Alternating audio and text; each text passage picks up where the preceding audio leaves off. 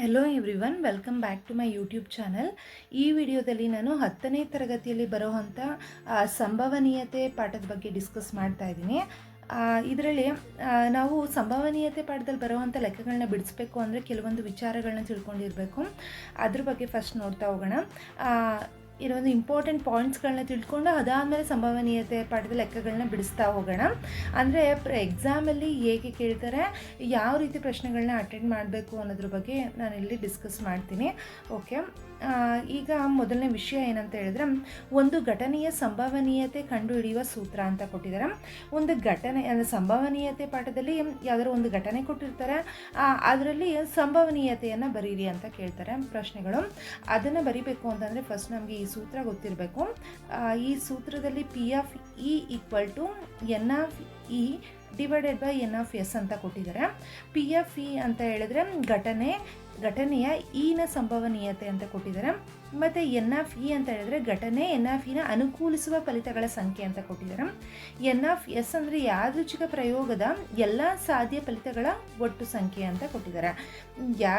ಇದರಲ್ಲಿ ಹೇಳಬೇಕು ಅಂತ ಹೇಳಿದ್ರೆ, ಫಸ್ಟು P(E) ಅಂದರೆ ಅಲ್ಲಿ ಸಂಭವನೀಯತೆ ಏನಾಗುತ್ತೆ ಅನ್ನೋದ್ರ ಬಗ್ಗೆ ನಾವಿಲ್ಲಿ ಏನು ಉತ್ತರ ಬರಿತೀವಿ ಅದನ್ನೇ P(E) ಆಗಿರುತ್ತೆ. ಮತ್ತು N(E) ಅಂತ ಅಂದರೆ ಇವಾಗ ಫಾರ್ ಎಕ್ಸಾಂಪಲ್ ಒಂದು ತಗೋಬೇಕು ಅಂತ ಹೇಳಿದ್ರೆ, ಒಂದು ನಾಣ್ಯವನ್ನು ಚಿಮ್ಮಿಸಿದಾಗ ಅಂತ ತಗೊಂಡ್ರೆ, ಆ ಪ್ರಶ್ನೆಯಲ್ಲಿ ಒಂದು ನಾಣ್ಯವನ್ನು ಚಿಮ್ಮಿಸಿದಾಗ ಅಂತ ಬರುತ್ತೆ ಅಂತ ಅಂದ್ಕೊಳ್ಳೋಣ. ಅಂದರೆ ಅಲ್ಲಿ ಏನು ಘಟನೆ ನಡೀತಾ ಇದೆ, ಒಂದು ನಾಣ್ಯವನ್ನು ಚಿಮ್ಮಿಸ್ತಾ ಇದ್ದೀವಿ ಅಂತ ಅರ್ಥ. ಒಂದು ನಾಣ್ಯವನ್ನು ಚಿಮ್ಮಿಸಿದಾಗ ಅಲ್ಲಿ ಏನೇನು ಘಟನೆ ಸಂಭವಿಸುತ್ತೆ ಅಂತ ಅಂದರೆ, ಒಂದು ಹೆಡ್ ಬರ್ಬೋದು ಅಥವಾ ಟೇಲ್ ಬರ್ಬೋದು ಅಲ್ವಾ. ಈಗ ಹೆಡ್ ಅಥವಾ ಟೇಲ್ ಅಂತ ಹೇಳಿದ್ರೆ, ಕನ್ನಡದಲ್ಲಿ ಹೆಡ್ ಅಂದರೆ ಶಿರ ಅಂತ ಹೇಳ್ತೀವಿ, ಟೇಲ್ ಅಂತ ಹೇಳಿದ್ರೆ ಪುಚ್ಛ ಅಂತ ಹೇಳ್ತೀವಿ. ಶಿರ ಮತ್ತು ಪುಚ್ಛ, ಹೆಡ್ ಅಥವಾ ಟೇಲ್ ಬರೋವಂಥ ಚಾನ್ಸಸ್ ಇರುತ್ತೆ. ಇವಾಗ ನೋಡೋಣ ಇದನ್ನು ಹೇಗೆ ಬರಿಬೇಕು ಅಂತ ಹೇಳಿದ್ರೆ, ಇವಾಗ ಪ್ರಶ್ನೆಯಲ್ಲಿ ಒಂದು ಘಟನೆ ಏನಂದರೆ, ಒಂದು ಸಲ ನಾಣ್ಯವನ್ನು ಚಿಮ್ಮಿಸಿದಾಗ ಶಿರ ಬರುವ ಸಂಭವನೀಯತೆಯನ್ನು ಬರೆಯಿರಿ ಅಂತ ಕೊಟ್ಟಿರ್ತಾರೆ.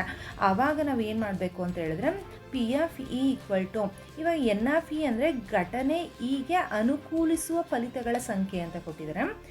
N(S) ಅಂದರೆ ಯಾದೃಚ್ಛಿಕ ಪ್ರಯೋಗದ ಎಲ್ಲ ಸಾಧ್ಯ ಫಲಿತಗಳ ಒಟ್ಟು ಸಂಖ್ಯೆ.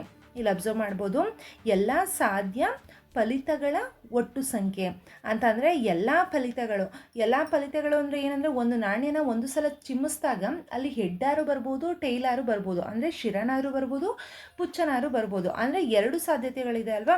ಅಂದರೆ ಎರಡು ಸಾಧ್ಯತೆ, ಹೆಡ್ಡಾರು ಬರ್ಬೋದು, ಟೈಲಾರು ಬರ್ಬೋದು. ಇದು ಒಂದಾಯಿತು, ಇದು ಎರಡಾಯಿತು, ಸೊ 2 ಅಂತ ಆಯಿತು. ಸೊ ನಾವು N(S) ಜಾಗದಲ್ಲಿ ಏನು ಬರಿತೀವಿ ಅಂತ ಹೇಳಿದ್ರೆ, ಈ P(E) = N(S) ಜಾಗದಲ್ಲಿ 2 ಅಂತ ಬರಿತೀವಿ. ಅದೇ ರೀತಿ N ಅಂದರೆ ಇಲ್ಲಿ ಕೊಟ್ಟರೆ ಎಲ್ಲ ಸಾಧ್ಯ ಫಲಿತಗಳ ಸಂಖ್ಯೆ ಆಗಿರೋದ್ರಿಂದ ನಾವು 2 ಅಂತ ಬರಿತಾ ಇರೋದು. ಅಂದರೆ ಒಂದು ನಾಣ್ಯನ ಒಂದು ಸಲ ಚಿಮ್ಮಿಸಿದಾಗ ಒಂದು ಹೆಡ್ ಬರ್ಬೋದು ಅಥವಾ ಟೇಲ್ ಬರ್ಬೋದು, ಅದರಿಂದ ಸಾಧ್ಯ ಫಲಿತ ಯಾವುದಾಗಿದೆ 2 ಅಂತ ಬರಿದ್ವಿ. ಹಾಗೆಯೇ N(E) ಘಟನೆ ಹೀಗೆ ಅನುಕೂಲಿಸುವ ಫಲಿತಗಳ ಸಂಖ್ಯೆ ಅಂತ ಕೊಟ್ಟಿದ್ದಾರೆ. ಅಂದರೆ ಪ್ರಶ್ನೆಯಲ್ಲಿ ನಾನು ಏನಂತ ಹೇಳಿದೆ, ಒಂದು ನಾಣ್ಯವನ್ನು ಚಿಮ್ಮಿಸಿದಾಗ ಒಂದು ಶಿರ ಬರುವ ಸಾಧ್ಯತೆಯನ್ನು ಬರೆಯಿರಿ ಅಂತ ಕೊಟ್ಟಿರ್ತಾರೆ, ಸಂಭವನೀಯತೆಯನ್ನು ಬರೆಯಿರಿ ಅಂತ ಕೊಟ್ಟಿರ್ತಾರೆ. ಆವಾಗ ಏನಂತ ಹೇಳಿದ್ರೆ, ಹೆಡ್ ಅಂದರೆ ಶಿರ ಅಲ್ವಾ. ಶಿರ ಬರೋ ಚಾನ್ಸ್ ಎಷ್ಟಿದೆ, ಒಂದು ಸಲ ನಾಣ್ಯವನ್ನು ಚಿಮ್ಮಿಸಿದಾಗ ಹೆಡ್ ಬರೋ ಅಂಥ ಚಾನ್ಸ್ ಒಂದೇ ಇರೋದು. ಸೊ N(E) ಜಾಗದಲ್ಲಿ ನಾವು 1 ಬರಿಬೇಕು. ಇಲ್ಲಿ ಅಂಶ ಮತ್ತು ಛೇದ ಬರೀತಿದ್ದೀವಲ್ವ, ಈ ಛೇದದಲ್ಲಿ ಏನಾಗುತ್ತೆ ಅಂತ ಹೇಳಿದ್ರೆ, ಟೋಟಲ್ ಇವಾಗ ಒಂದು ಡೈಸ್ ಅಂತ ಇಟ್ಕೊಳ್ಳೋಣ, ಮುಂದೆ ಹೇಳ್ತಾ ಹೋಗ್ತೀನಿ. ಅದನ್ನು ಲೆಕ್ಕವನ್ನು ಬಿಡಿಸ್ಬೇಕಾದ್ರೆ ಇನ್ನೂ ಈಸಿಯಾಗಿ ಅರ್ಥ ಆಗ್ತಾ ಹೋಗುತ್ತೆ. ಈಗ ಒಂದು ಡೈಸ್ ಅಂದರೆ ಅದರಲ್ಲಿ 6 ಮುಖಗಳು ಬರುತ್ತೆ. 6 ಮುಖಗಳು ಬರುತ್ತೆ ಅಂತ ಹೇಳಿದ್ರೆ, ಅಲ್ಲಿ ಟೋಟಲ್ ಫಲಿತಾಂಶಗಳು 1 ಬರ್ಬೋದು, 2 ಬರ್ಬೋದು, 3 ಬರ್ಬೋದು, ಅದೇ ರೀತಿ 6ವರೆಗೂ ಬರ್ಬೋದು. ಆವಾಗ ನಾವೇನು ಬರೀತೀವಿ ಅಂತ ಹೇಳಿದ್ರೆ, ಛೇದದಲ್ಲಿ 6 ಅಂತ ಬರಿತಾ ಇದ್ವಿ. ಅಂಶದಲ್ಲಿ ಅವ್ರ ಪ್ರಶ್ನೆಗೆ ಏನು ಕೊಟ್ಟಿರ್ತಾರೆ ಅಂದರೆ ಅನುಕೂಲಿಸುವ ಫಲಿತಗಳ ಸಂಖ್ಯೆ, ಅಂದರೆ ಅವ್ರ ಪ್ರಶ್ನೆ ಏನು ಹೇಳ್ತಾರೆ ಅದ್ರ ಮೇಲೆ ನಾವು ಅಂಶದಲ್ಲಿ ಬರಿತೀವಿ ಅಂತ ಹೇಳ್ಬೋದು. ಓಕೆ, ಇವಾಗ ನಾವು ಇದೊಂದು ಸೂತ್ರ ನೆನಪಿಟ್ಕೊಂಡಿರಬೇಕು. P(E) = N(E) divided by N(S) ಅಂತ. N(S) ಅಂತಂದರೆ S ಅಂದರೆ ಸ್ಯಾಂಪಲ್ ಸ್ಪೇಸ್ ಅಂತ ಹೇಳ್ತೀವಿ. ಅಂದರೆ ಎಲ್ಲ ಸಾಧ್ಯ ಫಲಿತಗಳು ಒಟ್ಟು ಒಟ್ಟು ಏನು ಬರಿತೀವಿ ಅಂದರೆ ಅಲ್ಲಿ ಘಟನೆ ಏನು ನಡೆಯುತ್ತೆ ಅದರಲ್ಲಿ ಒಟ್ಟುನ ನಾವು ಏನು ಛೇದದಲ್ಲಿ ಬರಿತೀವಿ, ಆ ಪ್ರಶ್ನೆಯಲ್ಲಿ ಏನು ಕೇಳಿರ್ತಾರೆ ಅದನ್ನು ನಾವು ಅಂಶದಲ್ಲಿ ಬರಿತೀವಿ. ಓಕೆ, ಇನ್ನು ನೆಕ್ಸ್ಟ್ ಕಾನ್ಸೆಪ್ಟ್ ಏನು ಕೊಟ್ಟಿದ್ದಾರೆ ನೋಡೋಣ. ಖಚಿತ ಘಟನೆ ಅಥವಾ ನಿಶ್ಚಿತ ಘಟನೆಯ ಸಂಭವನೀಯತೆ 1 ಆಗಿದೆ. ಖಚಿತ ಘಟನೆ ಅಥವಾ ನಿಶ್ಚಿತ ಘಟನೆ ಅಂದರೆ ಒಂದು ಘಟನೆ ನಡೀತಾ ಇದೆ ಅಂತ ಹೇಳಿದ್ರೆ ಅಲ್ಲಿ ಸಂಭವನೀಯತೆ ಬರೋ ಚಾನ್ಸ್ ಏನಿರುತ್ತೆ, ಉತ್ತರ ಇಲ್ಲಿ ಒಂದಾಗಿರುತ್ತೆ. ಮತ್ತು ಅಸಂಭವ ಘಟನೆಯ ಸಂಭವನೀಯತೆ, ಅಸಂಭವ ಘಟನೆ ಅಂತ ಹೇಳಿದ್ರೆ ಅಲ್ಲೇನು ನಡೆದೇ ಇಲ್ಲ ಅಂತ ಆಗುತ್ತಲ್ವ, ಅದರಿಂದ ಅದಕ್ಕೆ ನಾವು 0 ಅಂತ ಬರಿತೀವಿ. ಅಸಂಭವ ಘಟನೆ 0, ಸಂಭವ ಘಟನೆ 1. ಈ ರೀತಿ 1 ಅಂಕದ ಪ್ರಶ್ನೆಗಳನ್ನು ಕೇಳೋ ಅಂಥ ಚಾನ್ಸ್ ಇರುತ್ತೆ. ಖಚಿತ ಘಟನೆಯ ಸಂಭವನೀಯತೆ ಎಷ್ಟು ಅಂತ ಅಂದರೆ 1 ಅಂತ ಬರಿಬೇಕು. ಅಸಂಭವ ಘಟನೆಯ ಸಂಭವನೀಯತೆ ಎಷ್ಟು ಅಂದರೆ 0 ಅಂತ ಬರಿಬೇಕಾಗುತ್ತೆ. ಸೊ ಇಲ್ಲಿ ನೋಡ್ಬೋದು, ಅಸಂಭವ ಘಟನೆ 0, ಸಂಭವ ಘಟನೆ 1. ಅಂದರೆ ಈ ಸಂಭವನೀಯತೆ ಪಾಠದಲ್ಲಿ ನಾವು ಯಾವ ಲೆಕ್ಕವನ್ನು ಬಿಡಿಸಿದ್ರೂ ಅದು 0 ಮತ್ತು 1 ಒಳಗಡೆ ಮಾತ್ರನೇ ಬರುತ್ತೆ. ಆ 0ನೂ ಆಗಿರ್ಬೋದು, 1 ಆಗಿರ್ಬೋದು, ಮತ್ತು ಅದರ ಮಧ್ಯದಲ್ಲಿ ಬರುವಂಥ ಯಾವುದೇ ಸಂಖ್ಯೆಗಳು ಕೂಡ ಆಗಿರ್ಬೋದು. ಓಕೆ, ಮುಂದಿನ ವಿಷಯ ಏನಂತ ನೋಡೋಣ. ಒಂದು ಘಟನೆ ಈ ಸಂಭವನೀಯತೆ ಪಿ ಆಫ್ ಇಯು ಒಂದು ಸಂಖ್ಯೆಯಾಗಿದ್ದು, ಪಿ ಆಫ್ ಇ ಏನಾಗಿದೆ, ಒಂದು ಸಂಖ್ಯೆ ಬರ್ತಾ ಇದೆ ಅಲ್ವಾ, ಇಲ್ಲಿ ಅಬ್ಸರ್ವ್ ಮಾಡಿದ್ರೆ ಒಂದು ಸಂಖ್ಯೆ ಬರ್ತಾ ಇದೆ. ಆ ಒಂದು ಸಂಖ್ಯೆ ಏನಾಗಿರುತ್ತೆ ಅಂದರೆ 0ಇಂದ 1. P of E lies between 0 and 1 ಅಂತ ಹೇಳಿದ್ರೆ ನಾನು ಆಲ್ರೆಡಿ ಹೇಳಿದೆ. ಸಂಭವ ಘಟನೆ 1, ಅಸಂಭವ ಘಟನೆ 0. ಅದ್ರ ಮಧ್ಯದಲ್ಲಿ ಬರೋ ಅಂಥ ಸಂಖ್ಯೆನೇ ಪಿ ಆಫ್ ಇ ಆಗಿರುತ್ತೆ. ಅಂದರೆ 0ಇಂದ 1ವರೆಗೂ 0ನೂ ಆಗಿರ್ಬೋದು ಅಥವಾ 1 ಆಗಿರ್ಬೋದು. ಈ ಪ್ರಶ್ನೆಗಳು ಯಾವುದೇ ಪ್ರಶ್ನೆಗಳು ಕೊಟ್ಟಿರಲಿ, ಅವರು ಬರೋವಂಥ ಉತ್ತರ 0 ಮತ್ತು 1ರ ಒಳಗಡೆ ಬರುತ್ತೆ, ಅಥವಾ 0ನೇ ಬರುತ್ತೆ ಅಥವಾ 1 ಬರುತ್ತೆ. 0ಇಂದ 1ರವರೆಗೆ ಯಾವ ಸಂಖ್ಯೆ ಆದರೂ ಬರ್ಬೋದು. 1ರ ಮೇಲೆ ಬರೋದಿಲ್ಲ, 1.2, 1.3 ಅಂತಲೂ ಬರೋದಿಲ್ಲ, ಮತ್ತು ಮೈನಸ್ ಚಿಹ್ನೆಯಲ್ಲೂ ಬರೋದಿಲ್ಲ. ಬೇಕಾದ್ರೆ 0.1, 0.2 ಈ ರೀತಿ 0.99ವರೆಗೂ ಬರ್ಬೋದು, ಜೊತೆಗೆ 1 ಅಂತ ಕೂಡ ಬರ್ಬೋದು. ಓಕೆ, ಮುಂದೆ ನೋಡ್ತಾ ಹೋಗೋಣ. ಇಲ್ಲಿ ಏನು ಕೊಟ್ಟಿದ್ದಾರೆ 5ನೇ ಪಾಯಿಂಟಲ್ಲಿ ನೋಡಿದ್ರೆ, ಘಟನೆ ಇ ಮತ್ತು ಘಟನೆ ಇ ಬಾರ್ ಪರಸ್ಪರ ಪೂರಕ ಘಟನೆಗಳಾಗಿದ್ದು, ಪರಸ್ಪರ ಪೂರಕ ಘಟನೆಗಳು ಅಂತ ಕೊಟ್ಟಿದ್ದಾರೆ. ಪರಸ್ಪರ ಪೂರಕ ಘಟನೆ ಅಂತ ಹೇಳಿದ್ರೆ P of E plus P of E bar ಅಂತ ಬರ್ತಿದ್ದೀವಲ್ವ. ಪಿ ಆಫ್ ಇ ಅಂದರೆ ಸಂಭವನೀಯತೆ, ಪಿ ಆಫ್ ಇ ಬಾರ್ ಅಂದರೆ ಅಸಂಭವನೀಯತೆ ಈಕ್ವಲ್ ಟು 1. ನಾನು ಆಲ್ರೆಡಿ ಹೇಳಿದೆ, ಸಂಭವನೀಯತೆ 1 ಬರುತ್ತೆ, ಅಸಂಭವನೀಯತೆ 0 ಅಂತ ತಗೊಂಡೆ. ಇಲ್ಲಿ ನೋಡ್ಬೋದು, ಪಿ ಆಫ್ ಇ ಅಂದರೆ 1, ಅಸಂಭವ ಘಟನೆ 0 ಅಂದರೆ ಏನಾಯಿತು, ಉತ್ತರ 1 ಅಂತಲೇ ಬರುತ್ತೆ. So P of E plus P of E bar ಅಂತ ಹೇಳಿದ್ರೆ 1 ಅಂತ ನಾವು ಈ ಸೂತ್ರವನ್ನು ಕೂಡ ನಾವು ನೆನಪಿಟ್ಕೊಂಡಿರಬೇಕು. ಸಂಭವ ಘಟನೆ ಪ್ಲಸ್ ಅಸಂಭವ ಘಟನೆ ಅಂತ ಹೇಳಿದ್ರೆ ನಮಗೆ 1 ಅಂತ ಗೊತ್ತಿರಬೇಕು. ಇಲ್ಲಿ ನೋಡೋಣ ನೆಕ್ಸ್ಟ್ ಕಾನ್ಸೆಪ್ಟ್. ಇಲ್ಲಿ ಒಂದು ಕಾನ್ಸೆಪ್ಟೇ ಕೊಟ್ಟಿದ್ದಾರೆ, ಆ ಕಾನ್ಸೆಪ್ಟ್ ಬಗ್ಗೆನೇ ನೋಡ್ತಾ ಹೋಗೋಣ. ಇಲ್ಲಿ ಒಂದು ನಾಣ್ಯವನ್ನು ಚಿಮ್ಮಿಸಿದಾಗ ಸಾಧ್ಯವಿರುವ ಎಲ್ಲ ಫಲಿತಗಳ ಗಣ ಅಂತ ಕೊಟ್ಟಿದ್ದಾರೆ. ಅಂದರೆ ಟೋಟಲ್ ಬರಿತೀವಲ್ವ, NF ಬರಿತೀವಲ್ಲ, ಅದ್ರ ಬಗ್ಗೆ ಇಲ್ಲಿ ಕೊಟ್ಟಿದ್ದಾರೆ. ಒಂದು ನಾಣ್ಯವನ್ನು ಚಿಮ್ಮಿಸಿದಾಗ ಸಾಧ್ಯವಿರುವ ಎಲ್ಲ ಫಲಿತಗಳ ಗಣ ಅಂತ ಕೊಟ್ಟಿದ್ದಾರೆ. ಒಂದು ನಾಣ್ಯವನ್ನು ಚಿಮ್ಮಿಸಿದಾಗ ಎಡ್ ಅಥವಾ ಟೇಲ್ ಬರ್ಬೋದಲ್ವ, ಒಂದು ನಾಣ್ಯ ಚಿಮ್ಮಿಸಿದಾಗ ಎಡ್ ಅಥವಾ ಟೈಲ್ ಬರ್ಬೋದು. ಒಟ್ಟು ಫಲಿತಗಳ ಸಂಖ್ಯೆ ಅಂದರೆ 2, ಅಂದರೆ ಎಡ್ ಬರ್ಬೋದು ಅಥವಾ ಟೇಲ್ ಬರ್ಬೋದು. ಇದು ಒಂದು ಸಾಧ್ಯತೆ, ಇದು ಒಂದು ಸಾಧ್ಯತೆ, ಎರಡನ್ನು ಸೇರಿ ನಾವು 2 ಅಂತ ಬರಿತಾ ಇದ್ದೀವಿ. ಹಾಗೆಯೇ 2 ನಾಣ್ಯಗಳನ್ನು ಚಿಮ್ಮಿಸಿದಾಗ ಸಾಧ್ಯವಿರುವ ಎಲ್ಲ ಫಲಿತಾಂಶಗಳ ಗಣ ಅಂತ ಕೊಟ್ಟಿದ್ದಾರೆ. ಎಲ್ಲ ಫಲಿತಾಂಶಗಳ ಗಣ 2 ನಾಣ್ಯವನ್ನು ಚಿಮ್ಮಿಸಿದಾಗ, ಇಲ್ಲಿ ಒಂದು ನಾಣ್ಯ ಚಿಮ್ಮಿಸಿದಾಗ ಎಡ್ ಅಥವಾ ಟೇಲ್ ಇತ್ತು, ಇನ್ನೊಂದು ನಾಣ್ಯವನ್ನು ಚಿಮ್ಮಿಸಿದಾಗ ಅದರಲ್ಲೂ ಕೂಡ ಹೆಡ್ಡು ಟೈಲ್ ಇರುತ್ತೆ. ಆದರೆ ಚಾನ್ಸಸ್ ಏನೇನು ಬರುತ್ತೆ ಅಂತ ನೋಡೋಣ. ಒಂದು ನಾಣ್ಯದಲ್ಲಿ ಹೆಡ್ ಬರ್ಬೋದು, ಇನ್ನೊಂದು ನಾಣ್ಯದಲ್ಲೂ ಹೆಡ್ಡೇ ಬರ್ಬೋದು. ಹಾಗೆಯೇ ಒಂದು ನಾಣ್ಯದಲ್ಲಿ ಹೆಡ್ ಬಂದು ಇನ್ನೊಂದರಲ್ಲಿ ಟೈಲ್ ಬರ್ಬೋದು. ಇನ್ನೊಂದು ಚಾನ್ಸು ಒಂದರಲ್ಲಿ ಟೈಲ್ ಬಂದು ಒಂದರಲ್ಲಿ ಹೆಡ್ ಬರ್ಬೋದು. ಇನ್ನೂ ಒಂದು ಚಾನ್ಸ್ ಏನಂದರೆ ಒಂದರಲ್ಲಿ ಹೆಡ್ಡು ಒಂದರಲ್ಲಿ ಟೈಲ್ ಇನ್ನೊಂದರಲ್ಲೂ ಟೈಲ್ ಬರ್ಬೋದು. ಇದಿಷ್ಟೇ ಚಾನ್ಸಸ್ ಬರೋಕ್ಕೆ ಸಾಧ್ಯ ಇರೋವಂಥದ್ದು. 2 ನಾಣ್ಯಗಳನ್ನು ಚಿಮ್ಮಿಸಿದಾಗ ಸಾಧ್ಯವಿರುವ ಎಲ್ಲ ಫಲಿತಾಂಶಗಳ ಗಣ ಅಂತ ಹೇಳಿದ್ರೆ ಏನು ಬರುತ್ತೆ, ಹೆಡ್ ಬರ್ಬೋದು, ಹೆಡ್ ಟೈಲ್ ಬರ್ಬೋದು, ಟೈಲ್ ಹೆಡ್, ಟೈಲ್ ಬರ್ಬೋದು. ಇಲ್ಲಿ ಒಟ್ಟು ಫಲಿತಗಳ ಸಂಖ್ಯೆ ಅಂದರೆ ಇಲ್ಲಿ ಒಂದು ಚಾನ್ಸ್ ಇದೆ, ಒಂದು ಚಾನ್ಸ್ ಹೆಡ್ ಆಗಿರ್ಬೋದು, ಇನ್ನೊಂದು ಚಾನ್ಸ್ ಹೆಡ್ ಟೈಲ್ ಆಗಿರ್ಬೋದು, ಇನ್ನೊಂದು ಚಾನ್ಸ್ ಟೈಲ್ ಹೆಡ್, ಇನ್ನೊಂದು ಚಾನ್ಸಲ್ಲಿ ಟೈಲ್ ಆಗಿರ್ಬೋದು. ಅಂದರೆ 4 ಫಲಿತಾಂಶಗಳ ಗಣ ನಮಗೆ ಇಲ್ಲಿ ಸಿಕ್ಕಿದೆ. ಸೊ ಅದು 4 ಅಂತ ಆಯಿತು.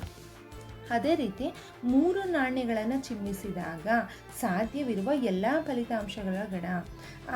ಇಲ್ಲಿ ನಮಗೆ ಲೆಕ್ಕವನ್ನು ಬಿಡಿಸ್ಬೇಕಾದ್ರೆ ಇದು ಏನೇನು ಬಂತು ಅನ್ನೋದು ನಮಗೆ ಬೇಕಾಗುತ್ತೆ. ಅಲ್ಲಿ ಒಟ್ಟು ಫಲಿತಗಳ ಸಂಖ್ಯೆ ಬರೆಯೋದಕ್ಕೆ ನಮಗೆ 8 ಬರುತ್ತೆ ಅಂತ ಹೇಗೆ ಅಂತ ನೋಡಿದ್ರೆ ಇಲ್ಲಿ ನೋಡಿ, ಇಲ್ಲಿ 2 ಬಂದಿದೆ, ಇಲ್ಲಿ 4 ಬಂದಿದೆ, ಇಲ್ಲಿ 8 ಬಂದಿದೆ. ಇಲ್ಲಿ 1 ನಾಣ್ಯವನ್ನು ಬಳಸಿದ್ದೀವಿ, ಇಲ್ಲಿ 2 ನಾಣ್ಯವನ್ನು ಬಳಸಿದ್ದೀವಿ, ಇಲ್ಲಿ 3 ನಾಣ್ಯವನ್ನು ಬಳಸಿದ್ದೀವಿ. ನಾನು ಇದನ್ನು 2n ಅಂತ ಬರ್ಕೊಂಡು n ಅಂತ ಹೇಳಿದ್ರೆ ನಾನು ನಾಣ್ಯ ಅಂತ ತಗೊಂಡ್ರೆ ಇಲ್ಲಿ n ಜಾಗಕ್ಕೆ 1 ಹಾಕ್ಕೊಂಡ್ರೆ ಏನಾಗುತ್ತೆ, 2 ಘಾತ 1 ಅಂತ ಆಗುತ್ತೆ. So equal to 2. ಒಟ್ಟು ಫಲಿತಗಳ ಸಂಖ್ಯೆ ಎಷ್ಟು? 2. ಯಾವಾಗ 1 ನಾಣ್ಯವನ್ನು ಬಳಸಿದಾಗ, 1 ನಾಣ್ಯವನ್ನು ಚಿಮ್ಮಿಸಿದಾಗ, 1 ನಾಣ್ಯವನ್ನು ಚಿಮ್ಮಿಸಿದಾಗ ಏನು ಬಂತು? 2 ಅಂತ ಬಂತು. ಅದೇ ರೀತಿ 2 ನಾಣ್ಯವನ್ನು ಚಿಮ್ಮಿಸಿದಾಗ ಅಂತ ಕೊಟ್ಟರೆ ಇಲ್ಲಿ 2 ಘಾತ 2 ಅಂತ ಬರ್ಕೋತೀನಿ. ಅವಾಗೇನು 2 ಇಂಟು 2, 2 4. ಇಲ್ಲಿ ನೋಡ್ಬೋದು 4 ಒಟ್ಟು ಫಲಿತಗಳ ಸಂಖ್ಯೆ ಆಯಿತು. ಅದೇ ರೀತಿ ಇಲ್ಲಿ 3 ನಾಣ್ಯ ಇದೆ ಅಲ್ವಾ, 3 ನಾಣ್ಯ ಬರಿಬೇಕು ಅಂತ ಹೇಳಿದ್ರೆ 2 ಘಾತ 3 ಅಂತ ಆಯಿತು. ಸೊ 2 ಇಂಟು 2 ಇಂಟು 2 ಆಯಿತು. 2 4, 4 8. ಸೊ ಒಟ್ಟು ಫಲಿತಗಳ ಸಂಖ್ಯೆ ಎಷ್ಟಾಯಿತು? 8 ಆಯಿತು. ಈ ರೀತಿ ಕೂಡ ಬೇಕಾದ್ರೆ ನಾಣ್ಯ ಅಂತ ಬಂದಾಗ ನಾವು ನೆನ್ಪಿಟ್ಕೋಬೋದು. 2 ಘಾತ n ಅಂತ ನೆನ್ಪಿಟ್ಕೊಂಡ್ರೆ ನಾವು ಈಸಿಯಾಗಿ ಒಟ್ಟು ಫಲಿತಗಳ ಸಂಖ್ಯೆನ ಬರಿಬೋದು. ಆದರೆ ಲೆಕ್ಕವನ್ನು ಬಿಡಿಸ್ಬೇಕಾದ್ರೆ ಅವ್ರು ಕೇಳಿರೋ ಪ್ರಶ್ನೆ ಮೇಲೆ ಡಿಪೆಂಡ್ ಆಗುತ್ತೆ. ಆವಾಗ ಏನಾಗುತ್ತೆ, ಇವುಗಳನ್ನ ನಾವು ಬರ್ಕೊಳ್ಳೋದು ನಮಗೆ ಗೊತ್ತಿರಬೇಕು. ಅಂದರೆ ಏನೇನು ಸಾಧ್ಯತೆಗಳು ಇದೆ ಅನ್ನೋದು ನಮಗೆ ಗೊತ್ತಾಗಬೇಕಾಗುತ್ತೆ. ಓಕೆ, ಮುಂದಿನ ವಿಚಾರ ಏನಿದೆ ಅಂತ ನೋಡೋಣ. ಇಲ್ಲಿ ಒಂದು ದಾಳವನ್ನು ಉರುಳಿಸಿದಾಗ ಸಾಧ್ಯವಿರುವ ಎಲ್ಲ ಫಲಿತಾಂಶಗಳ ಗಣ ಅಂತ ಕೊಟ್ಟಿದ್ದಾರೆ. ಒಂದು ದಾಳವನ್ನು ಉರುಳಿಸಿದಾಗ, ದಾಳ ಅಂದರೆ ಎಲ್ರಿಗೂ ಗೊತ್ತಿದ್ರೆ ಡೈಸ್ ಅಂತ. ನಾವು ಹಾವು ಎಣೆ ಆಟ ಆಡಬೇಕಾದ್ರೆ ಏನು ಬಳಸ್ತೀವಿ ಡೈಸ್, ಅದನ್ನು ನಾವು ದಾಳ ಅಂತ ಹೇಳ್ತೀವಿ ಕನ್ನಡದಲ್ಲೇ. ಅದರಲ್ಲಿ ಈ ರೀತಿ ಇರುತ್ತಲ್ವ, ಇದರಲ್ಲಿ ಏನಿರುತ್ತೆ, ಎಷ್ಟು ಮುಖಗಳು ಇರುತ್ತೆ ಅದರಲ್ಲಿ ಅಂತ ಹೇಳಿದ್ರೆ 6 ಮುಖಗಳು ಇರುತ್ತೆ. ನಮಗೆ ಹಾವು ಎಣೆ ಆಟ ಎಲ್ಲರೂ ಆಡೇ ಇಡ್ತೀವಿ. ಅದರಲ್ಲಿ ಒಂದೊಂದರಲ್ಲಿ 1 ಚುಕ್ಕಿ ಇರುತ್ತೆ, ಒಂದು ಕಡೆ 1 ಚುಕ್ಕಿ ಇರುತ್ತೆ, ಒಂದು ಕಡೆ 1 ಚುಕ್ಕಿ ಇರುತ್ತೆ, ಇನ್ನೊಂದು ಕಡೆ 2, ಇನ್ನೊಂದು ಕಡೆ 3, ಇನ್ನೊಂದು ಕಡೆ 4, ಇನ್ನೊಂದು ಕಡೆ 5, ಇನ್ನೊಂದು ಕಡೆ 6 ಚುಕ್ಕಿ ಇರುತ್ತಲ್ವ. ಈ ರೀತಿ ಚುಕ್ಕಿ ಇರುತ್ತೆ ಅಥವಾ ನಂಬರ್ಸ್ ಇರುತ್ತೆ. ಈ ರೀತಿ ಇರೋದನ್ನು ನಾವು ಬಳಸ್ಕೊಂಡು ನಾವು ಹಾವು ಎಣೆ ಆಟ ಆಡ್ತೀವಲ್ವ, ಅದನ್ನು ನಾವು ದಾಳ ಅಂತ ಹೇಳ್ತೀವಿ. ಇಲ್ಲಿ ಕೇಳಿರೋವಂಥದ್ದೇನಿದೆ, ಒಂದು ದಾಳವನ್ನು ಉರುಳಿಸಿದಾಗ ಸಾಧ್ಯವಿರುವ ಎಲ್ಲ ಫಲಿತಗಳ ಗಣ ಅಂತ ಹೇಳಿದ್ರೆ, ಇಲ್ಲಿ ಎಲ್ಲ ಫಲಿತಗಳ ಗಣ ಅಂತ ಹೇಳಿದ್ರೆ ಇಲ್ಲಿ ಎಷ್ಟೆಷ್ಟು ಬರೋ ಸಾಧ್ಯತೆ ಇರುತ್ತೆ? 1 ಬರ್ಬೋದು, 2 ಬರ್ಬೋದು, 3, 4, 5, 6 ಹೀಗೆ ಯಾವುದಾದ್ರು ಸಂಖ್ಯೆ ನಮಗೆ ನಾವು ದಾಳವನ್ನು ಉರುಳಿಸಿದಾಗ ಬರ್ಬೋದು. ಅದರಿಂದ ಟೋಟಲ್ ನಾವೇನಂತ ಬರ್ಕೋತೀವಿ? 6 ಅಂತ ಬರಿತೀವಿ, ಒಟ್ಟು ಫಲಿತಗಳ ಸಂಖ್ಯೆ. ಇದರಲ್ಲಿ ಒಂದು ಪ್ರಶ್ನೆ ಯಾವ ರೀತಿ ಕೇಳ್ತಾರೆ ಅಂದರೆ, ಒಂದು ದಾಳವನ್ನು ಉರುಳಿಸಿದಾಗ 4 ಬರುವ ಸಾಧ್ಯತೆಗಳೆಷ್ಟು ಅಂತ ಕೇಳ್ತಾರೆ. 4 ಬರುವ ಸಾಧ್ಯತೆಗಳೆಷ್ಟು ಅಂತ ಅಂದರೆ ಈಗ P(E) ಅಂತ ನಾವು ಕಂಡುಹಿಡಿತಾ ಇದ್ದೀವಿ, ಸಂಭವನೀಯತೆಯನ್ನು ಕಂಡುಹಿಡಿತಾ ಇದ್ದೀವಲ್ಲ. ಇಲ್ಲಿ ಅಂಶ ಛೇದದಲ್ಲಿ ಏನು ಬರಿತೀವಿ ಅಂದರೆ ಟೋಟಲ್ ಏನಿದೆ ಅದನ್ನೇ ಬರಿಬೇಕಾಗತ್ತೆ. ಟೋಟಲ್ ದಾಳ ಅಂತ ಬಂದ ತಕ್ಷಣ, ಒಂದು ದಾಳ ಅಂತ ಬಂದ ತಕ್ಷಣ, ಒಂದು ಅನ್ನೋದು ಕೂಡ ಇಂಪಾರ್ಟೆಂಟ್. ಒಂದು ದಾಳ ಅಂತ ಬಂದ ತಕ್ಷಣ 6 ಅಂತ ಬರೆದ್ವಿ. ಪ್ರಶ್ನೆ ಏನೇಳಿ ಕೇಳಿದರೆ 4 ಬರುವ ಸಾಧ್ಯತೆ. 4 ಬರುವ ಸಾಧ್ಯತೆ ಅಂದರೆ ಇಲ್ಲಿ ನೋಡ್ಬೋದು, 4 ಅನ್ನೋದು ಒಂದೇ ಒಂದಿರುತ್ತಾನೆ. 4 ಅನ್ನೋದು ಒಂದೇ ಒಂದಿರೋದ್ರಿಂದ ಇಲ್ಲೇನಾಗುತ್ತೆ, 4 ಅನ್ನೋದನ್ನು ನಾವು 1 ಅಂತ ಬರಿತೀವಿ. 4 ಅಲ್ಲ 1 ಅಂತ ಬರಿತೀವಿ. ಯಾಕೆ ಅಂದರೆ ಇಲ್ಲಿ 4 ಅನ್ನೋದು ಒಂದೇ ಒಂದು ಸಂಖ್ಯೆ ಇದೆ, ಅದರಿಂದ 1 ಅಂತ ಬರಿತೀವಿ. 1/6 ಇದ್ರ ಉತ್ತರ ಆಗಿರುತ್ತೆ. ಹಾಗೆ ಅದೇ ರೀತಿ ಇಲ್ಲಿ 1 ದಾಳ ಅಲ್ಲ 2 ದಾಳ. 2 ದಾಳವನ್ನು ಉರುಳಿಸಿದಾಗ ಸಾಧ್ಯವಿರುವ ಎಲ್ಲ ಫಲಿತಗಳ ಗಣ. 2 ದಾಳವನ್ನು ಉರುಳಿಸಿದಾಗ 2 ದಾಳವನ್ನು ಒಟ್ಟಿಗೆ ಈ ರೀತಿ ಡೈಸ್ ಏನಿದೆ ಇದನ್ನು 2 ಡೈಸ್ಗಳನ್ನ ತಗೊಂಡು 2 ಡೈಸ್ನ ತಗೊಂಡು ನಾವು ಉರುಳಿಸಿದಾಗ ಏನಾಗುತ್ತೆ, ಒಂದರಲ್ಲಿ 1 ಬರ್ಬೋದು, ಇನ್ನೊಂದರಲ್ಲೂ ಒಂದೇ ಬರ್ಬೋದು, ಒಂದರಲ್ಲಿ 1 ಇನ್ನೊಂದರಲ್ಲಿ 2 ಆ ರೀತಿ ಬೇರೆ ಬೇರೆ ಬರ್ಬೋದು. ಈ ಡೈಸಲ್ಲಿ 1 ಬಂದಿರ್ಬೋದು, ಇನ್ನೊಂದು ಡೈಸಲ್ಲಿ 2 ಬಂದಿರ್ಬೋದು. ಈ ರೀತಿ ಸಂಖ್ಯೆಗಳು ಬದಲಾಗ್ತಾ ಹೋಗುತ್ತಲ್ವ, ಒಂದೊಂದು ಡೈಸಲ್ಲಿ ಒಂದೊಂದು ಬಂದಿರುತ್ತೆ. ಅಂದರೆ ಒಂದೇ ಸಲ ನಾವು ಉರುಳಿಸಿದಾಗ ಯಾವ ಸಂಖ್ಯೆನಾದ್ರೂ ಬಂದಿರ್ಬೋದು. ಅದನ್ನು ಹೇಳ್ಕೊಟ್ಟಿರೋ ಅಂಥದ್ದು. ಇಲ್ಲಿ 1 ಅಂದರೆ ಈ ಮೊದಲನೇ ದಾಳದಲ್ಲಿ ಎರಡನೇ ದಾಳದಲ್ಲಿ ಏನು ಬಂದಿರುತ್ತೆ ಅಂತ 1 1 1 2 1 3 ಈ ರೀತಿ ಈ ಒಂದು ದಾಳದಲ್ಲಿ 1 ಬಂದಿದೆ, ಇನ್ನೊಂದು ದಾಳದಲ್ಲಿ ಬೇರೆ ಯಾವುದಾದ್ರು ಸಂಖ್ಯೆಗಳು ಬಂದಿರ್ಬೋದು. ಅದೇ ರೀತಿ ಒಂದು ದಾಳದಲ್ಲಿ 2 ಬಂದು ಇನ್ನೊಂದು ದಾಳದಲ್ಲಿ ಯಾವುದಾದ್ರು ಸಂಖ್ಯೆಗಳು ಬಂದಿರ್ಬೋದು. ಪರೀಕ್ಷಾ ದೃಷ್ಟಿಯಿಂದ ನಾವು ನೆನ್ಪಿಟ್ಕೋಬೇಕು ಅಂತ ಹೇಳಿದ್ರೆ ಇಲ್ಲಿ ನೋಡ್ಬೋದು, ಇಲ್ಲಿ 1 2 3 4 5 6ವರೆಗೂ ಬರ್ಕೊಂಡಿದ್ದಾರೆ. ಇಲ್ಲಿ ಎಲ್ಲ 1 1. ಹಾಗೆಯೇ ಇಲ್ಲಿ 1 2 3 4 5 6. ಅದೇ ರೀತಿ ಎಲ್ಲ 2 2. ಇನ್ನೊಂದು ದಾಳದಲ್ಲಿ ಮೊದಲನೇ ದಾಳದಲ್ಲಿ 1 2 6ವರೆಗೂ ಬರ್ಕೊಂಡಿದ್ದಾರೆ. ಮತ್ತು ಹಾಗೆ ಕೊನೆಯದು ಏನಾಗುತ್ತೆ 6, 6 ಆಗುತ್ತೆ. ಎರಡಲ್ಲೂ 6 6 ಬಂದಿರ್ಬೋದು ಅನ್ನೋದು ಸಾಧ್ಯತೆ ಆಗಿರುತ್ತೆ. ಇದನ್ನು ಒಟ್ಟು ನಾವು ಕೂಡಿದ್ರೆ ನಮಗೆ 36 ಸಾಧ್ಯತೆಗಳು ಆಗುತ್ತೆ. ಇಲ್ಲಿ 1 2 3 4 5 6 7 8 9 ಈ ರೀತಿ ಲೆಕ್ಕ ಆಗ್ತಾ ಹೋದರೆ ನಮಗೆ 36 ಸಾಧ್ಯತೆಗಳು ಬರುತ್ತೆ. ಒಟ್ಟು ಫಲಿತಗಳ ಸಂಖ್ಯೆ 36. ಅಂದರೆ 2 ದಾಳವನ್ನು ಉರುಳಿಸಿದಾಗ ಸಾಧ್ಯತೆಗಳು ಅಂದರೆ P(E) ಛೇದದಲ್ಲಿ ಏನು ಬರಿತೀವಿ ಅದನ್ನು ನಾವು 36 ಅಂತ ಬರಿತೀವಿ. ಯಾವಾಗ 2 ದಾಳ ಅಂತ ಕೊಟ್ಟಾಗ. 1 ದಾಳ ಅಂತ ಕೊಟ್ಟರೆ 6 ಅಂತ ಬರಿತೀವಿ, 2 ದಾಳ ಅಂತ ಕೊಟ್ಟರೆ 36 ಬರಿತೀವಿ. ಹಾಗೆಯೇ ನಾಣ್ಯಗಳ ಬಗ್ಗೆ ಹೇಳಿದ್ದೆ ಅಲ್ವಾ, ನಾಣ್ಯಗಳಲ್ಲಿ ಏನಂತ ಹೇಳಿದ್ರೆ 1 ನಾಣ್ಯ ಅಂತ ಬಂದರೆ ನಾವು ಛೇದದಲ್ಲಿ 2 ಅಂತ ಬರಿತೀವಿ. ಅದೇ ರೀತಿ 2 ನಾಣ್ಯ ಅಂತ ಬಂದರೆ 1 ನಾಣ್ಯ ಅಂತ ಬಂದರೆ 2 ಅಂತ ಬರಿತೀವಿ, 2 ನಾಣ್ಯ ಅಂತ ಹೇಳಿದ್ರೆ 4, 3 ನಾಣ್ಯ ಅಂತ ಕೇಳಿದ್ರೆ 8. ಇದಿಷ್ಟು ವಿಚಾರಗಳನ್ನ ನಾವು ತಿಳ್ಕೊಂಡಿರಬೇಕು. ಹಾಗೆಯೇ ಮತ್ತೊಂದು ವಿಚಾರ ನೋಡ್ತಾ ಹೋಗೋಣ. ಅದು ನಮ್ಮ ಟೆಕ್ಸ್ಟ್ ಬುಕ್ಕಲ್ಲಿ ಕೊಟ್ಟಿರ್ತಾರೆ. ಆ ಟೆಕ್ಸ್ಟ್ ಬುಕ್ಕಲ್ಲಿ ಕೊಟ್ಟಿರೋದ್ರಲ್ಲಿ ಏನು ಕೊಟ್ಟಿದ್ದಾರೆ ಅಂತ ಹೇಳಿದ್ರೆ, ನಾವು ಇಸ್ಪೀಟ್ ಆಡೋದನ್ನು ನಾವು ನೋಡೇ ಇರ್ತೀವಿ. ಕಾರ್ಡ್ಗಳನ್ನ ಬಳಸ್ಕೊಂಡು ಅದನ್ನು ಡೆಕ್ ಅಥವಾ ಪ್ಯಾಕ್ ಅಂತ ಹೇಳ್ತಾರೆ. ಡೆಕ್ ಅಥವಾ ಪ್ಯಾಕ್ ಅಂತ ಹೇಳ್ತಾರೆ. ನಾವು ಪ್ರಶ್ನೆಗಳು ಬರಬೇಕಾದ್ರೆ ಅದರಲ್ಲಿ ಕಾರ್ಡ್ಗಳು ಅಂತ ಬಳಕೆ ಆಗ್ಬೋದು. ಪ್ರಶ್ನೆಗಳಲ್ಲಿ ಪ್ಯಾಕ್ ಏನದು ಕಾರ್ಡ್ಗಳು ಅಂತ ಬಂದ್ರೂ ಕೂಡ ಅದೆಲ್ಲವೂ ಈ ಸ್ವೀಟ್ಗೆ ಸಂಬಂಧಪಟ್ಟಿದ್ದೆ ಅನ್ನೋದೇ ಅಲ್ಲ. ಬೇರೆ ಈಗ ನಮ್ಮ ಒಂದು ಪೆಟ್ಟಿಗೆಯಲ್ಲಿ 4 ಕಾರ್ಡ್ಗಳಿವೆ, ಆ ರೀತಿ ಕೊಡ್ಬೋದು. ಅದೆಲ್ಲ ಇಸ್ಪೀಟೇ ಆಗಿರುತ್ತೆ ಅಂತ ಅಲ್ಲ, ಯಾವುದಾದ್ರೂ ಆಗಿರ್ಬೋದು, ಬೇರೆನೂ ಕೊಟ್ಟಿರ್ತಾರೆ. ಆದರೆ ನಾನು ಇವಾಗ ಯಾವ ವಿಚಾರಗಳು ಹೇಳ್ತೀನಿ ಆ ವಿಚಾರಗಳ ಬಗ್ಗೆ ಮಾತ್ರ ಕೊಟ್ಟಿದ್ರೆ ಇದಕ್ಕೆ ಸಂಬಂಧಪಟ್ಟಿದೆ ಅಂತ ಅರ್ಥ. ಈ ಡೆಕ್ ಅಥವಾ ಪ್ಯಾಕ್ ಅಂತ ಹೇಳ್ತೀವಿ. ಇದರಲ್ಲಿ 52 ಕಾರ್ಡ್ಗಳು ಇರುತ್ತೆ. ಕಾರ್ಡ್ ಅಂದರೆ ಒಂದು ಪ್ಯಾಕ್ ಇಸ್ವೀಟ್ ಪ್ಯಾಕ್ ಇರುತ್ತಲ್ವ, ಆ ಇಸ್ವೀಟ್ ಪ್ಯಾಕಲ್ಲಿ ಏನಾಗಿರುತ್ತೆ, ಇಸ್ವೀಟ್ ಪ್ಯಾಕಲ್ಲಿ 52 ಕಾರ್ಡ್ಗಳಿರುತ್ತೆ. ಟೋಟಲ್ ಇಲ್ಲಿ ಸ್ವೀಟ್ ಕಾರ್ಡ್ಗಳು ಏನಿರ್ತವೆ ಅದರಲ್ಲಿ ಎಷ್ಟು 52 ಕಾರ್ಡ್ಗಳಿರುತ್ತೆ. ಈ 52 ಕಾರ್ಡ್ಗಳಲ್ಲಿ ಬೇರೆ ಬೇರೆ ವಿಧದ ಕಾರ್ಡ್ಗಳಿರುತ್ತೆ. ಅಂದರೆ 4 ವಿಧದ ಕಾರ್ಡ್ಗಳಿರುತ್ತೆ. ಆಗ ಯಾವ್ಯಾವುದು ಅಂತ ಹೇಳ್ತೀನಿ.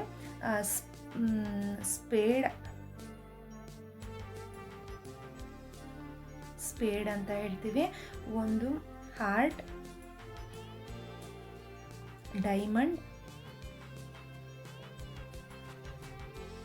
ಮತ್ತು ಕ್ಲಬ್. ಈ ಸ್ಪೇಡ್ ಅನ್ನೋಂಥದ್ದು ಯಾವ ಆಕಾರದಲ್ಲಿ ಇರುತ್ತೆ ಅಂತ ಹೇಳಿದ್ರೆ ಈ ರೀತಿ ಶೇಪಲ್ಲಿ ಇರುತ್ತೆ, ನೋಡಿರ್ಬೋದು.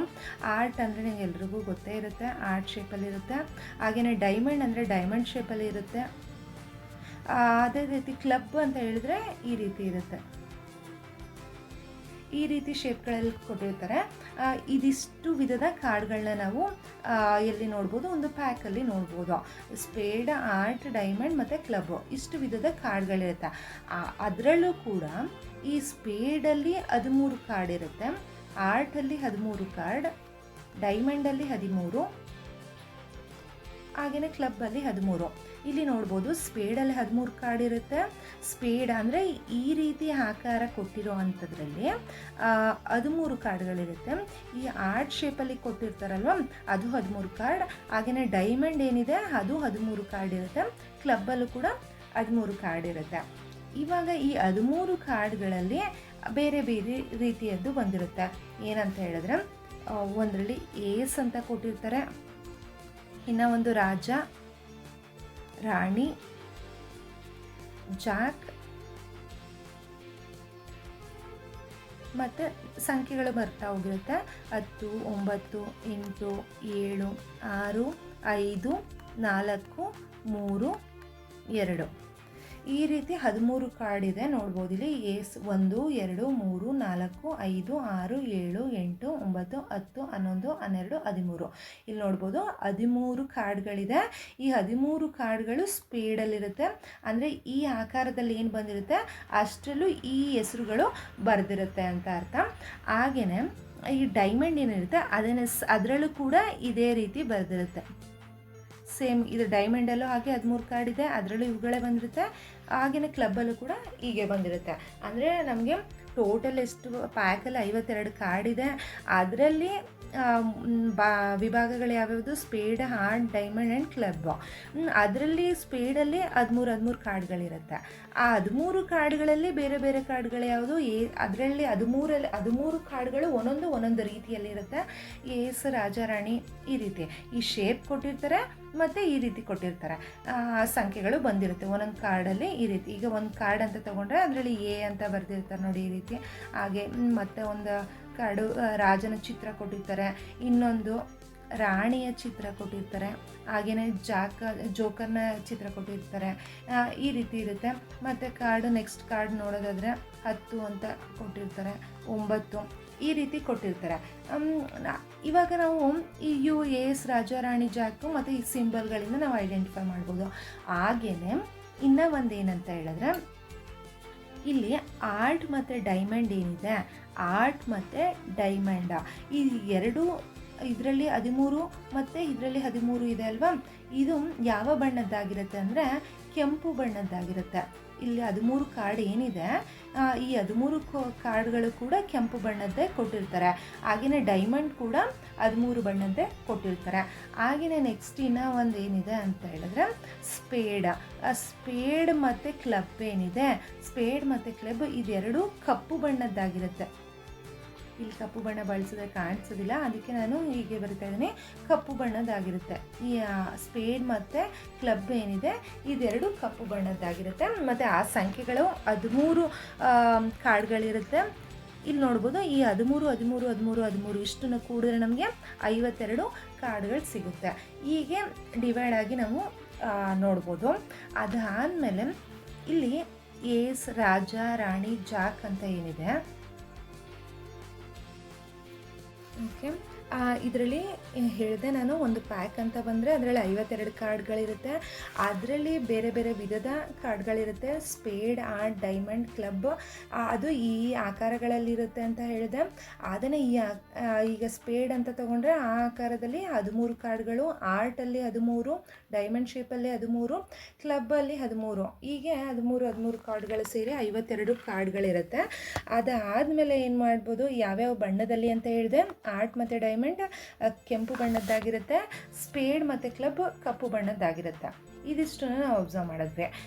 ಮತ್ತು ಇದರಲ್ಲಿ 13 ಕಾರ್ಡಲ್ಲಿ ಡಿಫ್ರೆಂಟಾಗಿ ಕೊಟ್ಟಿರ್ತಾರೆ. ಅದು ಏಸ್, ರಾಜ, ರಾಣಿ, ಜಾಕ್ 10 9 8 7 6 5 4 3 2 ಹೀಗೆ 13 ಕಾರ್ಡ್ಗಳು ನಾವು ಅಬ್ಸರ್ವ್ ಮಾಡ್ಬೋದು. ಇದಾದಮೇಲೆ ಇನ್ನೊಂದು ವಿಚಾರ ಏನು ತಿಳ್ಕೊಬೇಕು ಅಂತ ಹೇಳಿದ್ರೆ, ಈ ರಾಜ, ರಾಣಿ ಮತ್ತು ಜಾಕ್ ಏನಿದೆ, ಈ ರಾಜ, ರಾಣಿ, ಜಾಕ್ ಇದನ್ನು ನಾವು, ಈ ರಾಜ, ರಾಣಿ, ಜಾಕ್ ಏನಿದೆ ಇದನ್ನು ನಾವು ಮುಖ ಕಾರ್ಡ್ಗಳು, ಫೇಸ್ ಕಾರ್ಡ್ ಅಂತ ಇಂಗ್ಲೀಷಲ್ಲಿ ಹೇಳ್ತೀವಿ. ಇದನ್ನು ನಾವು ಮುಖ ಕಾರ್ಡ್ಗಳು ಅಂತ ಹೇಳ್ತೀವಿ. ಈ ರಾಜ, ರಾಣಿ, ಜಾಕ್ ಏನಿದೆ ಇದನ್ನು ನಾವು ಮುಖ ಕಾರ್ಡ್ಗಳು ಅಂತ ಹೇಳ್ತೀವಿ. ಅಥವಾ ಈ ಮುಖ ಕಾರ್ಡ್ಗಳು ಅಂತನಾದ್ರು ಕೊಡ್ಬೋದು, ಫೇಸ್ ಕಾರ್ಡ್ ಅಂತ ಕನ್ನಡದಲ್ಲಿ ಹೇಳ್ತೀವಿ. ಹಾಗೆಯೇ ಗೌರವಾನ್ವಿತ ಕಾರ್ಡ್ಗಳು ಅಂತ ಹೇಳ್ತಾರೆ. ಗೌರವಾನ್ವಿತ ಕಾರ್ಡ್ಗಳು, ಈ 3 ಕಾರ್ಡ್ಗಳೇನಿದೆ ರಾಜ, ರಾಣಿ, ಜಾಕ್ ಇದನ್ನು ನಾವು ನೆನ್ಪಿಟ್ಕೋಬೇಕು. ಮುಖ ಕಾರ್ಡ್ಗಳು ಅಂತ, ಗೌರವಾನ್ವಿತ ಕಾರ್ಡ್ಗಳು. ಈ 10ನೇ ತರಗತಿ ಪಾಠದಲ್ಲಿ ಈ ಕಾರ್ಡ್ಸ್ ಆಡೋದು ಹೇಗೆ ಅನ್ನೋದು ಕೊಟ್ಟಿಲ್ಲ, ಅದರಲ್ಲಿ ಏನೇನು ಬರುತ್ತೆ ಅನ್ನೋದು ನಮಗೆ ಇಂಪಾರ್ಟೆಂಟ್ ಅಷ್ಟೇ, ಲೆಕ್ಕಗಳನ್ನ ಬಿಡಿಸೋದಕ್ಕೆ. ಈ ರಾಜ, ರಾಣಿ, ಜಾಕ್ ಏನಾದಿದೆ, ಈ ಏಸ್ ಆಗಿರ್ಬೋದು, ರಾಜ, ರಾಣಿ, ಜಾಕ್ ಈ ಎಲ್ಲವೂ ಈ ಎಲ್ಲ ಶೇಪಲ್ಲೂ ಇದೆ ಅಲ್ವಾ. ಈ ಎಲ್ಲ ಇದರಲ್ಲೂ ಈಗ ಸ್ಪೇಡ್, ಆರ್ಟ್, ಡೈಮಂಡ್, ಕ್ಲಬ್ ಏನಿದೆ ಈ 4ರಲ್ಲೂ ಈ ರಾಜ, ರಾಣಿ, ಜಾಕ್ಗಳು ಬರ್ತಾ ಇರುತ್ತೆ. ಅದರಿಂದ ಇಲ್ಲಿ ಮುಖ ಕಾರ್ಡ್ಗಳು ಮತ್ತು ಅದನ್ನು ಗೌರವಾನ್ವಿತ ಕಾರ್ಡ್ಗಳು ಅಂತ ಕರಿತೀವಿ. ಈ ಮೂರಲ್ಲಿ ಈಗ ಆರ್ಟಲ್ಲೂ ರಾಜಾರಾಣಿ ಜಾಕ್ ಬರ್ಬೋದು, ಅದನ್ನು ನಾವು ಮುಖ ಕಾರ್ಡ್ಗಳು ಅಂತ ಹೇಳ್ತೀವಿ, ಫೇಸ್ ಕಾರ್ಡ್ ಅಥವಾ ಗೌರವಾನ್ವಿತ ಕಾರ್ಡ್ ಅಂತಲೇ ಹೇಳ್ತೀವಿ. ಸೊ ಇಷ್ಟು ವಿಚಾರಗಳನ್ನ ನಾವು ಈ ಸಂಭವನೀಯತೆ ಪಾಠದಲ್ಲಿ ತಿಳ್ಕೊಂಡಿರಬೇಕು. ಅದಾದಮೇಲೆ ನಾವು ಲೆಕ್ಕಗಳನ್ನ ಈಸಿಯಾಗಿ ಬಿಡಿಸ್ಬೋದು ಅಂತ ಹೇಳ್ತೀನಿ. ಮುಂದಿನ ವಿಡಿಯೋದಲ್ಲಿ ನಾನು ಆ ಲೆಕ್ಕಗಳನ್ನ ಹೇಗೆ ಬಿಡಿಸೋದು, ಹೇಗೆ ನೆನ್ಪಿಟ್ಕೊಳ್ಳೋದು ಅನ್ನೋದ್ರ ಬಗ್ಗೆ ಡಿಸ್ಕಸ್ ಮಾಡ್ತೀನಿ. ಓಕೆ, ಈ ವಿಡಿಯೋನ ಇಲ್ಲಿಗೆ ಸ್ಟಾಪ್ ಮಾಡ್ತಾ ಇದ್ದೀನಿ. ನನ್ನ ಚಾನಲ್ನ ಲೈಕ್ ಮಾಡಿ, ಶೇರ್ ಮಾಡಿ, ಹಾಗೆ ಸಬ್ಸ್ಕ್ರೈಬ್ ಮಾಡಿಕೊಂಡು ವಿಡಿಯೋಸ್ ನೋಡಿ ಅಂತ ಹೇಳ್ತಾ ಈ ವಿಡಿಯೋನ ಇಲ್ಲಿಗೆ ಎಂಡ್ ಮಾಡ್ತಾ ಇದ್ದೀನಿ. Thank you.